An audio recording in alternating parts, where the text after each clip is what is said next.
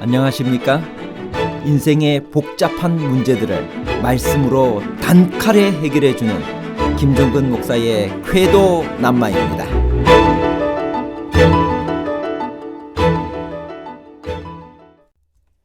레위인도 첩을 둘 수 있나요? 남편이 첩의 아내를 토막내어 이스라엘에 두루 보낸 것은 그녀의 원한을 풀어주기 위함이었나요? 아니면 기브아에 대한 분노 때문이었나요? 원한 풀기와 분노심에 관한 복잡한 문제를 하나님 말씀의 가르침으로 명쾌하게 해결해 드리겠습니다. 레위 사람은 자기 첩의 시체를 어떻게 했나요? 편지와 토막난 시체를 받은 이스라엘 12지파의 반응은 어떠했나요? 남편이 첩의 시체를 토막내어 이스라엘에 두루 보낸 것은 그녀의 원한을 풀어주기 위함이 아니었나요? 사사기 19장 29절에서 30절까지 있는 말씀입니다.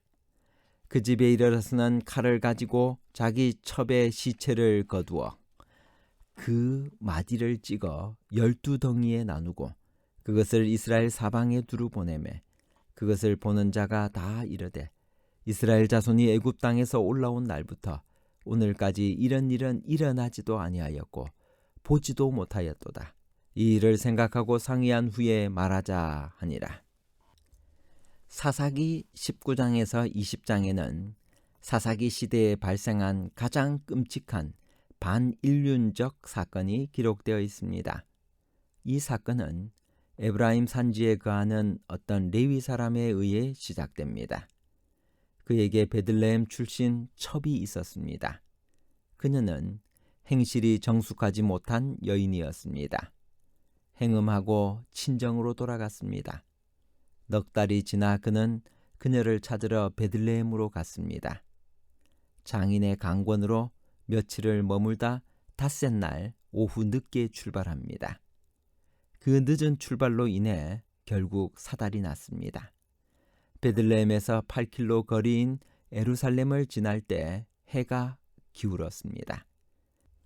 그러나 그곳은 적대적인 여부스 족속이 있었기 때문에 그는 그곳에 머물지 못하고 여행을 계속합니다.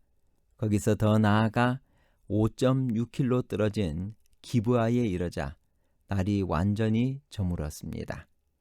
머물 곳을 찾던 중 마침 에브라임 산지 동향 노인을 만나 그의 집에 들어가게 됩니다.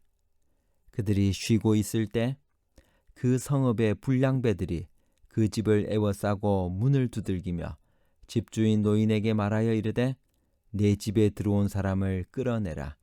우리가 그와 관계하리라고 합니다.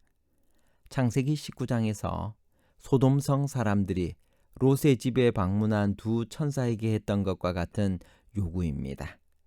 집주인이 그들에게 내 형제들아 청하노니 이 같은 악행을 저지르지 말라.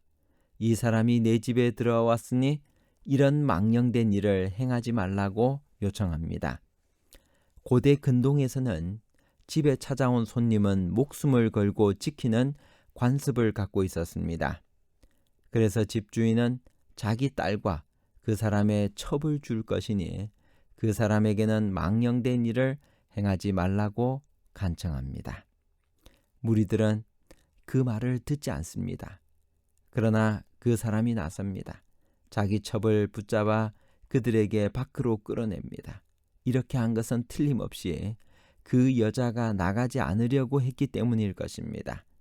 그들은 밤새도록 그 여자를 능욕하다가 새벽 미명에 놓아줍니다. 다음날 아침 남편은 두 손이 문지방에 닿은 채 쓰러져 있는 여인을 보고 말합니다. 일어나라. 우리가 떠나가자. 대답이 없습니다. 여인이 죽은 것입니다. 남편은 시체를 싣고 집에 이르러 그것을 12덩이로 나누어 이스라엘 사방에 보냅니다. 그 시체를 본 이스라엘 사람들은 애굽 땅에서 올라온 날부터 오늘까지 이런 일은 일어나지도 않았고 보지도 못하였도다 하고 말하면서 대책을 의논합니다. 남편은 왜 이런 끔찍한 일을 했을까요? 말할 것도 없이 기브아에 대한 분노 때문입니다. 이스라엘 사람들에게 충격적인 방법으로 기브아의 만행을 알려 기브아를 치게 하기 위함이었습니다. 그렇다면 그것은 기브아 사람들의 집단 성폭행으로 목숨을 잃은 첩의 원한을 풀어주기 위함이 아닌가요? 숨진 첩을 생각하며 기브아에 복수하기 위해 그런 일을 한 것이 아닐까요?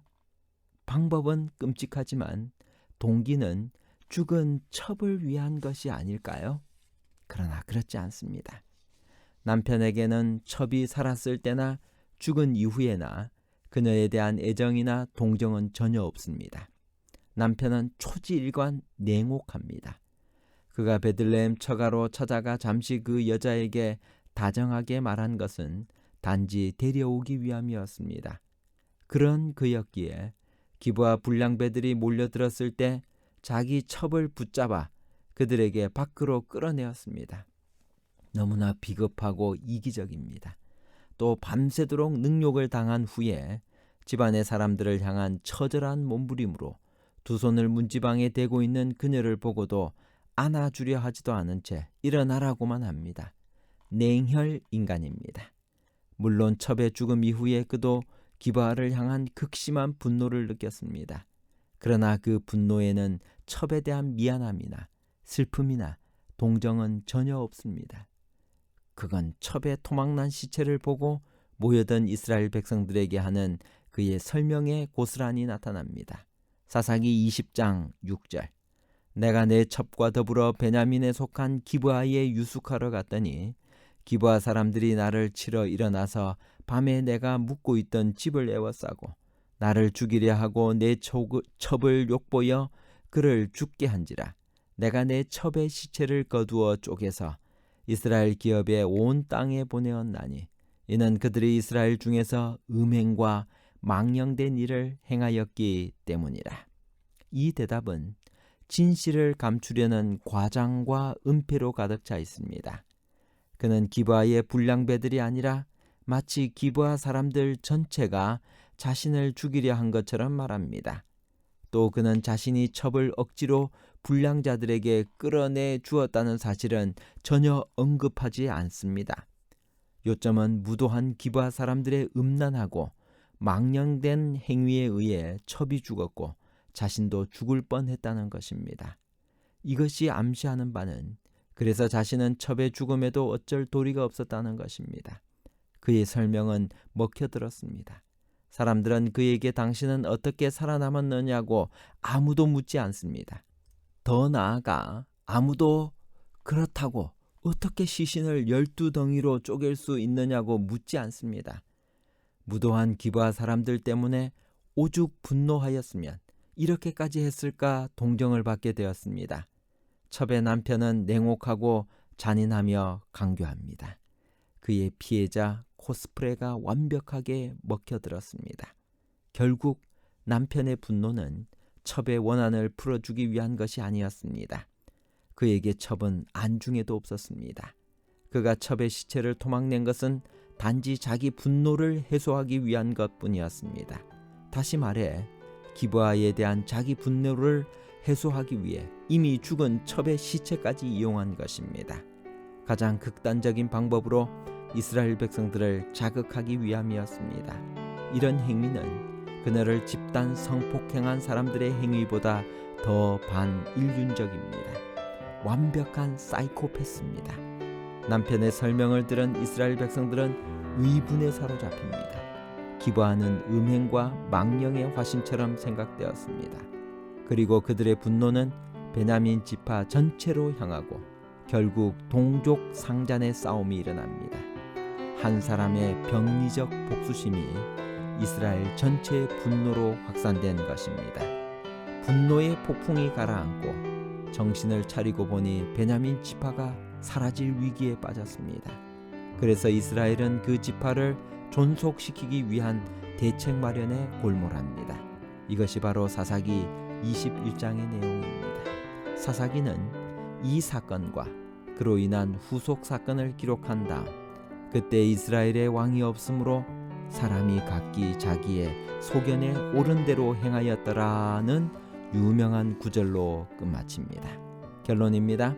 첫 번째, 영적 타락은 도덕적 타락으로 이어집니다. 레위 사람이 첩을 얻은 것은 잘못이었습니다. 그가 본부인이 있는데도 불구하고 첩을 얻었다면 그것은 레위인이 취할 행동이 아니었습니다. 또한 레위인까지 그런 풍속에 가담했다면 그 당시의 성적 문란과 사회적 혼란이 심했음을 보여줍니다. 둘째, 남편이 첩의 시체를 토막내어 이스라엘에 두루 보낸 것은 그녀의 원한을 풀어주기 위함이 아니라 기브아에 대한 분노 때문이었습니다. 셋째, 하나님을 떠나면 즉각 영적인 쇠퇴가 마음에 오고 하나님 두기를 싫어하고 피하게 되며 도덕적 타락이 찾아옵니다. 감사합니다.